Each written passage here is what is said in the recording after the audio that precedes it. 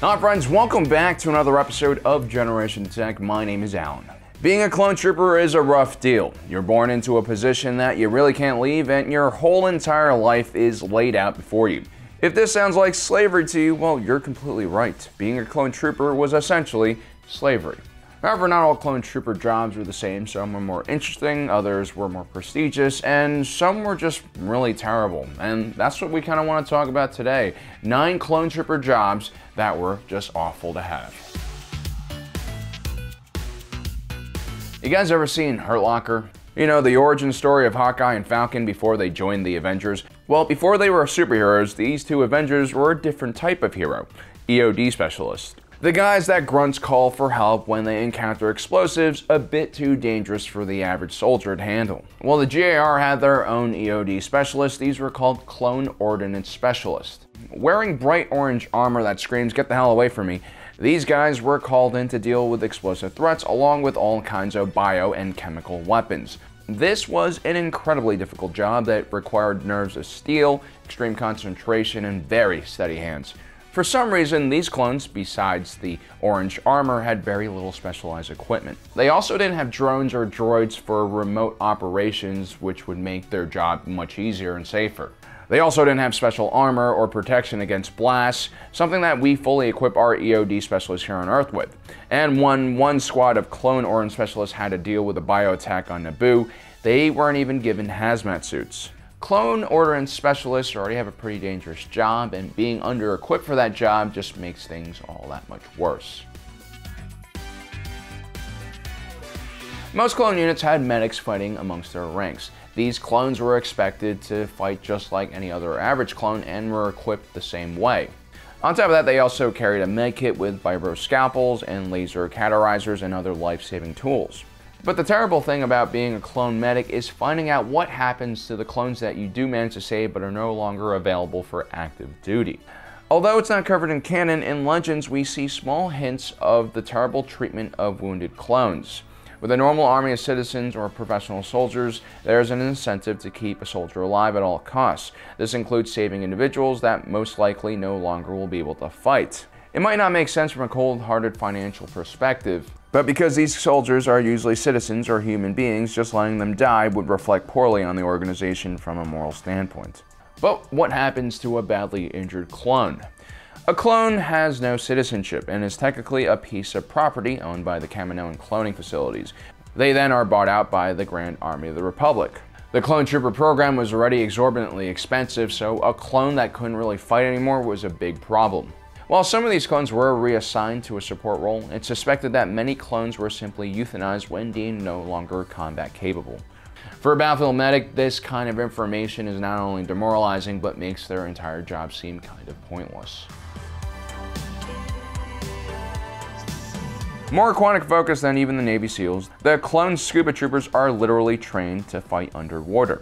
They wore specialized armor that allowed them to function and breathe underwater for extended periods of time. These suits were also equipped with 6 propulsion jets along with large flippers. The standard Dees blaster was replaced by a Scuba Trooper rifle, which could fire energy bolts underwater.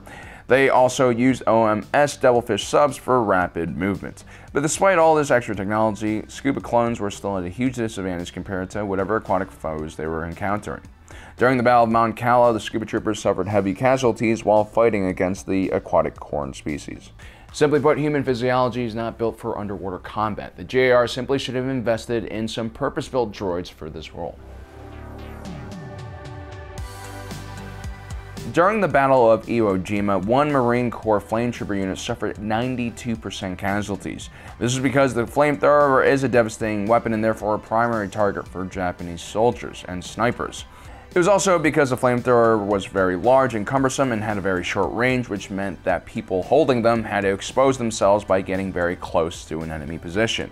After the Vietnam War, portable flamethrowers were pulled out of service. There were simply better and safer ways to get people out of fortified positions, primarily rockets, grenades, and other high explosives. Now, the weapon that clone flame troopers use isn't all that different from the ones that soldiers first fielded in World War I, minus the giant fuel tank on their back. These flame troopers were very efficient during the Second Battle of Geonosis. But the biggest problem with a flamethrower is once you use it on a battlefield, it emits a giant ball of fire, which immediately attracts everyone's attention, which makes surviving quite difficult. Unlike the clone flame troopers, clone jet troopers actually do carry packs of flammable material on their backs, which is never a great idea on a battlefield. While practical military common sense says that the jetpack should only be used as a transportation method to allow clone troopers to access otherwise inaccessible areas, in practice that wasn't always the case. Far too many times we see clone jetpack troopers just floating above the battlefield without any cover, firing at enemy forces. Like the flame troopers, the clone jetpack troopers attracted a lot of attention, and when you do that on a battlefield, you usually end up getting shot. There's also the inherent danger of flying around with a jetpack. I'm sure injuries were very common from crashes and other sorts of accidents. Being a BARC trooper would probably be my go-to choice if I was a clone in my freshman year of clone college deciding on what major I want to take. But of course that's nonsense. Clones don't go to college or have majors or dreams. What does happen if a clone becomes a BARC trooper is that they're given an extremely fast and dangerous speeder that in all honesty is far too fast for their normal human reflexes. The top speed of a BARC speeder is around 320 miles per hour or roughly 7,000 kilometers per hour, which most likely means that if you do low side a BARC speeder, you'll probably end up ripping a hole in the space-time continuum and end up in the past where the teenage version of your mom tries to hit on you. And in this case, your mother would also be your father, Jango Fett. In theory, the BARC trooper should only use the speeder for transportation from one area of the battlefield to another, kind of like how the British used cavalry in the early battles on the Western Front of World War I. In practice, however, clones were oftentimes engaged in offensive charges on their speeders, which again attracts a lot of unwanted attention.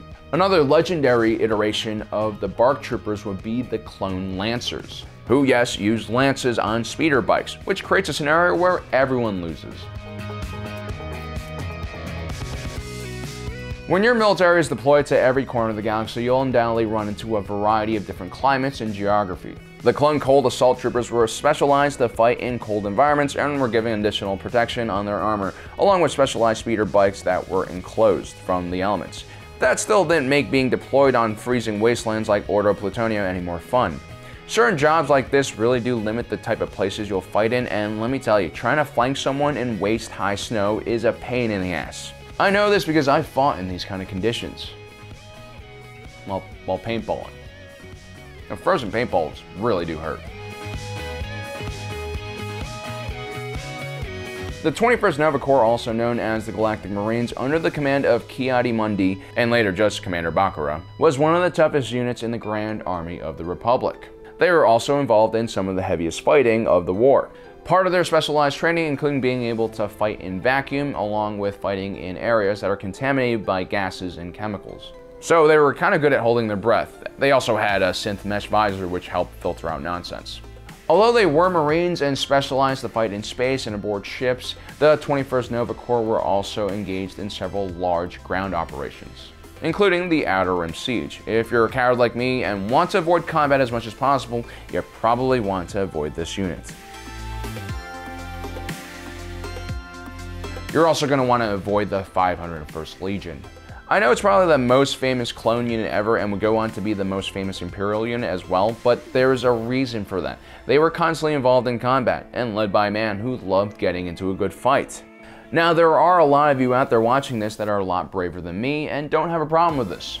But I'd argue any position that has as high of a casualty rating as the 501st is probably not a good place to be. Again, a lot of this is due to the fact that Anakin Skywalker was one of the most capable Jedi generals in the GAR and was leading this unit. He oftentimes was sent into very dangerous situations and his troops were sent alongside him. They followed him through the extremely deadly vertical assault on Tep. They followed him in the defense of Camino against a much larger Separatist force. They then followed General Krell, who actively tried to get as many of them killed as possible. And then they followed Anakin into the heart of the Jedi Temple and slaughtered a bunch of Force users. Yes, the 501st is famous and deserves that fame, and Captain Rex is probably one of my favorite clones. But I'd rather buy Captain Rex a drink at 79s on Coruscant rather than scale a vertical cliff wall alongside him under heavy droid fire. Well guys, those are 9 positions that I would avoid if I were a clone trooper in the Grand Army of the Republic. But let me know what you think in the comment section below. Do you think I'm missing anything? Do you disagree with some of the jobs that I've mentioned? I'm sure you do. Also, don't forget to subscribe, hit that notification button down below. Thanks for joining us today. If you're watching this, you are Generation Tech.